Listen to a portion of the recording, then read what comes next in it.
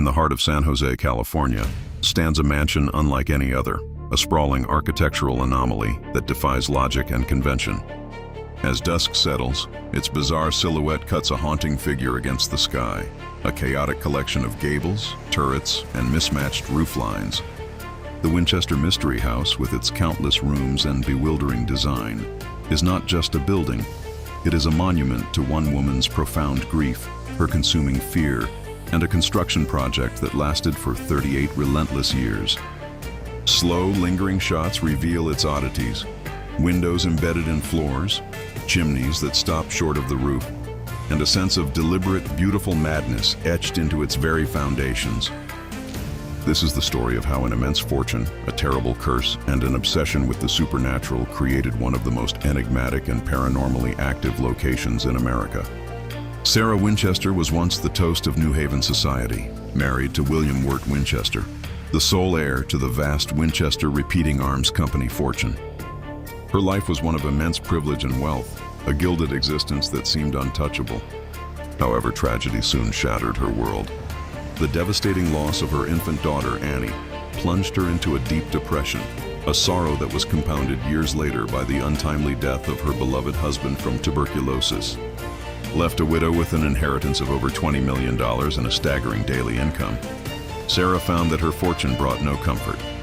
Instead, it became a heavy, blood-soaked anchor, tying her to the very instruments of death that had built her family's empire. Her immense wealth stood in stark, painful contrast to the profound emptiness that had consumed her life, leaving her isolated and tormented by grief. Desperate for answers and consumed by sorrow, Sarah sought the counsel of a Boston spiritual medium. In the dim, flickering light of the seance room, the medium delivered a chilling message. She claimed to be channeling the spirit of Sarah's late husband, who revealed a terrible truth. The Winchester family was cursed. They were being haunted by the countless spirits of those killed by the gun that won the West, the Winchester rifle. The visions that followed were terrifying and vivid.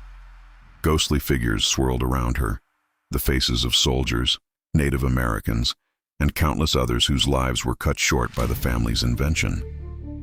The medium's instructions were as bizarre as they were specific. Sarah was to move west and begin building a house for herself and for the spirits.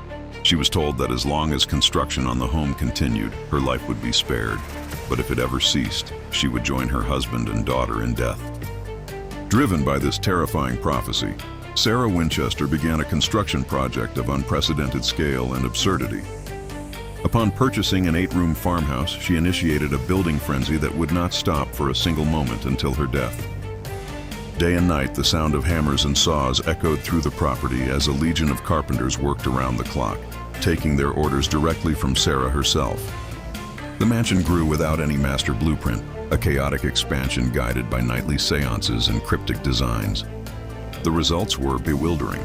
Staircases ascend only to meet a solid ceiling. Doors on upper floors open to a sheer drop to the gardens below, and a labyrinth of twisting corridors was designed to confuse the vengeful spirits that she believed pursued her. The number 13 became an obsession, appearing everywhere, in the number of windows in rooms, panels on walls, and steps on stairways, as Sarah wove her superstitions into the very fabric of the house. On September 5, 1922, the ceaseless construction on the Winchester mansion fell silent for the first time in 38 years. Sarah Winchester had passed away in her sleep at the age of 82. The hammers were laid down, the saws stopped, and the house was left frozen in its state of perpetual incompletion. Today, the Winchester Mystery House stands as a testament to her strange and tragic story, a bewildering maze of wood, glass, and lingering secrets. It remains a popular tourist destination and a focal point for paranormal investigators, drawn by tales of ghostly footsteps, disembodied voices, and sightings of Sarah's tormented spirit still wandering its endless, nonsensical hallways. The house is more than just a historical oddity.